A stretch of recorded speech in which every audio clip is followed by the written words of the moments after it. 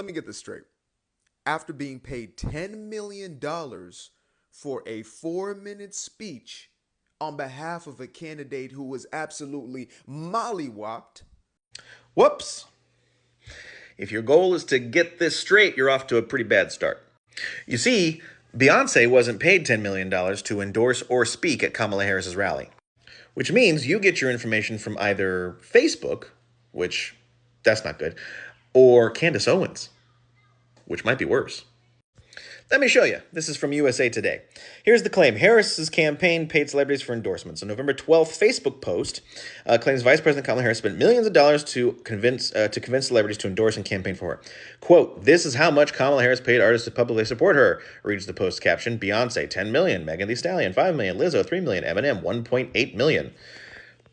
That's the claim. Here's the rating. False. The four celebrities cited in the post or people speaking on their behalf have all said they weren't paid by Harris's campaign for the endorsements. There were no payments for celebrity endorsements listed in campaign finance reports from the campaign. And that's how we know for sure, because this stuff is legally required to be reported.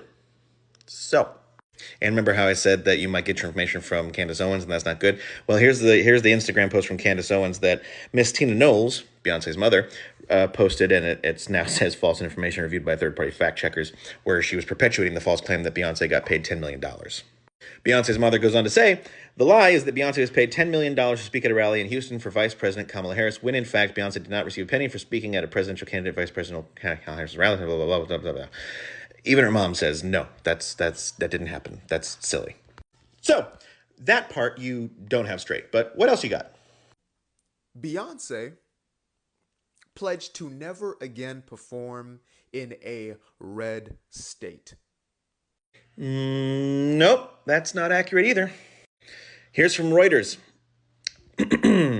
Beyonce is due to perform in her home state, Texas, blah, blah, blah. Contrary to a narrative shared widely on social media that the singer will no longer play in red states after Republican Donald Trump's presidential election win.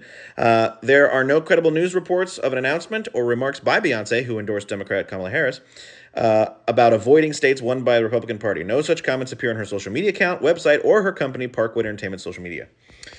And that's Reuters. And here's the verdict, according to Reuters. False. The post stemmed from a headline on the Satirical website, SpaceX Mania. Please do not get news information from satire websites. Thank you. There is no evidence Beyonce announced a red state boycott. She is due to perform in Texas in December, as you said. So that part you don't have straight either. You got anything else? Which sounds close to impossible at this point of American history, because damn near every state has turned into a red state for good reason. Now we're getting more into my area of expertise, not so much the entertainment part of this post, but the politics part, where you are wrong there too.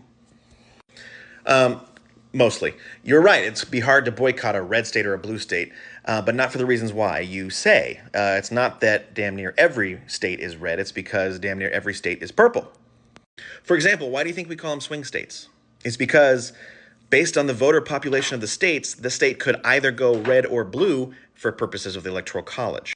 And the Electoral College is where we get a little sideways with this, because if we didn't have the Electoral College, we wouldn't think of states as red and blue, because it wouldn't be a thing. It would be popular vote, right? Or ranked choice voting. That's how it would go. So the Electoral College gives us this facade of a red state or a blue state. You know, we think that, oh, well, there's no Republicans in California, there's no Democrats in Florida, when it's just not the case. There are thousands and thousands of people voting for the other party in these blue states and red states, right? Look at the county by county breakdown, and you'll see that most states are purple. Yeah, there's a handful of true blue. Massachusetts, I think there's a handful of true red. Oklahoma, for example, where every county votes red. So still within those counties, there are people voting for the other people, but for the most part, those are like safe, like actual red and actual blue states. But for the most part, we're purple, man. So I hope this helps for future understanding when it comes to looking at politics. Yeah, and the rest of your video was just regurgitating stuff that I've already disproved. So hope this helps in the future. Cheers.